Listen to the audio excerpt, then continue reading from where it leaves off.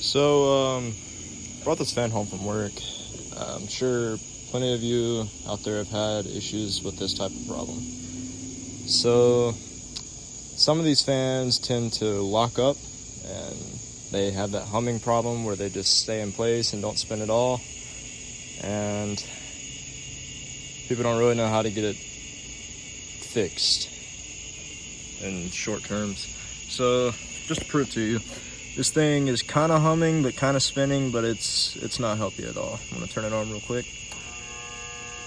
You can see it's on the low setting right now.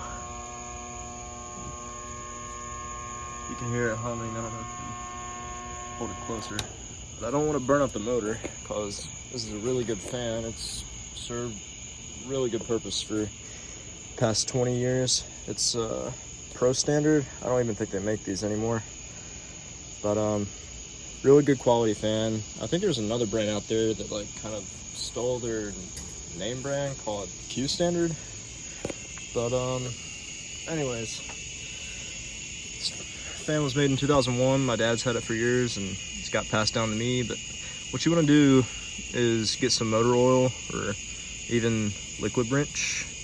This is what I use because it's not the first time I've had this fan do this. It's not always a permanent fix. This is more of a temporary. The last time I had to do this was 2020. So it's been about 2 years. So what you want to do is, if this thing doesn't have like a little straw to where you can get in tight spaces, instead of just holding it out and just letting it spray at a wider angle, there should be a little screw, whether it's a Torx bit. This one's been modified recently, but mine's a flathead. But I'm not gonna take a blade off because this one can shoot long range. But if you got one that is like a wide range for the spraying part, then all you gotta do is just loosen that screw enough to where you can get it out of the little keyhole and the blade should slide right off. And you're gonna get to that little spindle right there. I know you can't see it, but basically the little rod that spins that comes out on the motor, that's what you wanna aim for. And then you wanna spin it a little bit, put the blade back on, or even if you can spin the little rod with your finger, you want to spin that around so that oil, that little motor oil or the liquid wrench or whatever you're putting on there to loosen up the bearing and the motor itself, to get down in there in the motor and the bearing, so it'll loosen up and it won't get locked up again. So what you're gonna do is want to angle it like that.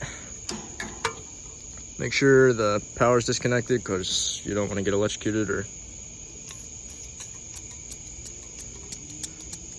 I know that's probably not good to see, but you can see the little spot where it got wet right there. That's where the oil is.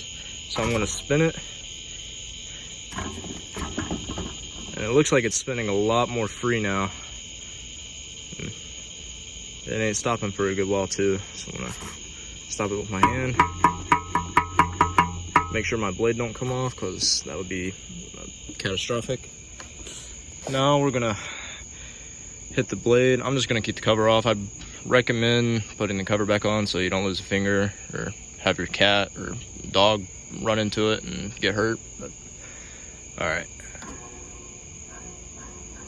But yeah, as you can see, Pro Standard lives once again.